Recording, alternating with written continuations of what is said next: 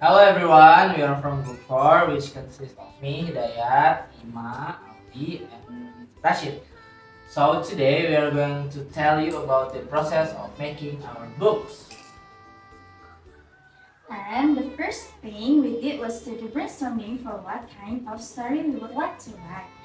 Audy had this idea of writing a story that could develop children's awareness in keeping tidiness and introducing kinds of ways to them.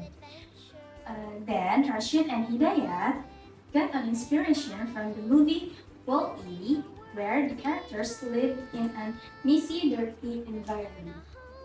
The story highlighted about a little boy named Nico who lived in a messy environment.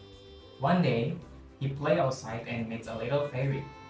Nico tried to chase the fairy all over the house, and then they found a picture where the father and his grandparents stand in front of the house. The fairy then influenced and encouraged Miko to clean the house so that Miko will live in a tidy, good environment, just like the house in the picture. Okay, so our group decided to put the story together in a 3D book made out of recycled cardboard, and we also have incorporated some real but also clean paper waste, can waste, and also plastic waste, for example, as well as for texture play. So that we hope for those who read the book, they will get to know the kinds of waste and also able to differentiate them.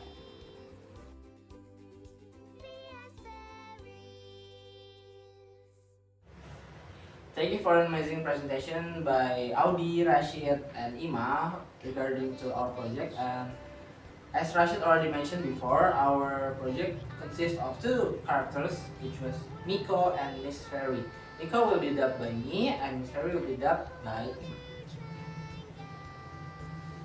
Once upon a time, there was a little boy named Nico who was playing in the yard. Suddenly, a tiny fairy fluttered out from the bushes. Wow, are you a fairy? Can we play? The fairy giggled and zipped away. Miko chased after it, laughing as they running around the yard. The fairy went to the living room, and there are a lot of trash, like snack wrappers and cans. Miss Fairy, stop. Let's play with me. It's hard to chase you with all of these things around. Miko was chasing the fairy to the kitchen where they could see some food waste like fruit peels. They went on to Miko's bedroom where there are a lot of paper waste and toys that scattered. Finally, they stopped at the attic. The fairy was seen hovering around over a cupboard.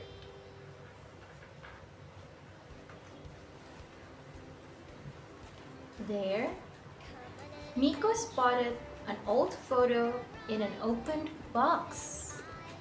What is this? Oh, it's a photo of Grandma, Grandpa, and Dad. But where was this photo taken? Miko wondered. The photo showed a family standing in front of the very same house, but it looked cleaner and brighter. Does it look familiar, dear? It was this house, Said the fairy. But Miss Fairy, my house doesn't look like this. The fairy shook her head and said, It does look different. Well, would you want this house to look like that again? Miko nodded eagerly.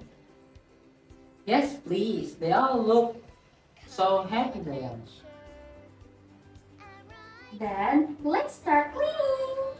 The fairy said, waving its wand. Together, they began to clean. The fairy showed Miko how to sort the trash.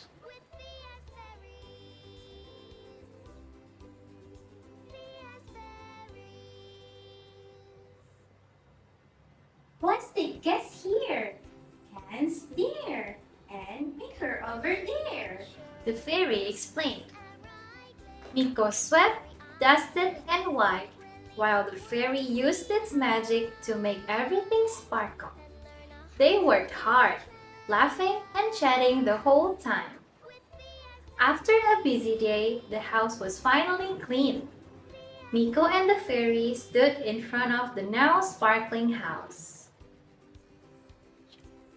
Shall we take a picture like your family did? Suggests the fairy.